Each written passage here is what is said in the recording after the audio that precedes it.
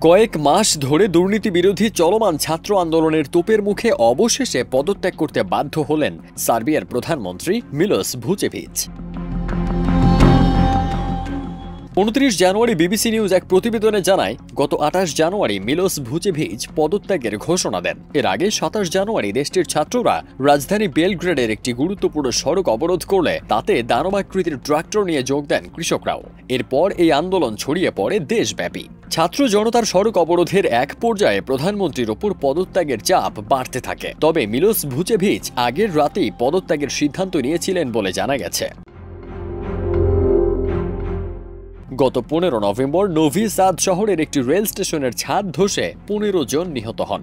মূলত এই ঘটনার পর দুর্নীতির অভিযোগ তুলে সার্বিয়া জুড়ে এক বিশাল আন্দোলন শুরু করেন ছাত্র জনতা।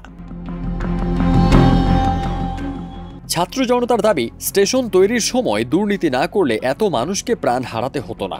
রেল স্টেশনের ছাদ ধসে সাধারণ মানুষ নিহত হওয়ার পর সার্বিয়ার যোগাযোগ মন্ত্রী গোরান ভ্যাসিক তাৎক্ষণিক পদত্যাগ করতে বাধ্য হন। এদিকে সার্বিয়ার প্রধানমন্ত্রীর পদত্যাগের পরও শিক্ষার্থীরা আন্দোলন থামাচ্ছে না।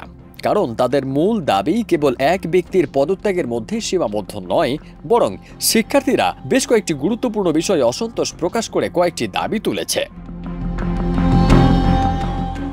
দাবিগুলো হলো, অনেক শিক্ষার্থী মনে করেন সার্বিয়ার বর্তমান শিক্ষা ব্যবস্থা অনেক পুরনো, এই ব্যবস্থার ঊর্ধ্বমুখী সংস্কার প্রয়োজন। এছাড়া শিক্ষার্থীরা নির্বাচনী ব্যবস্থার সংস্কারও চায়, যাতে তারা নিশ্চিত হতে পারে যে দেশের শাসন ব্যবস্থা আরও গণতান্ত্রিক ও স্বচ্ছ হবে। দেশের সার্বিক রাজনৈতিক পরিবেশের ক্ষেত্রে গণতন্ত্র ও স্বাধীনতা বৃদ্ধির দাবি জানিয়ে দুর্নীতি, দারিদ্র্য এবং মৌলিক মানবাধিকার নিয়েও উদ্বেগ প্রকাশ করেছেন আন্দোলনরত শিক্ষার্থীরা।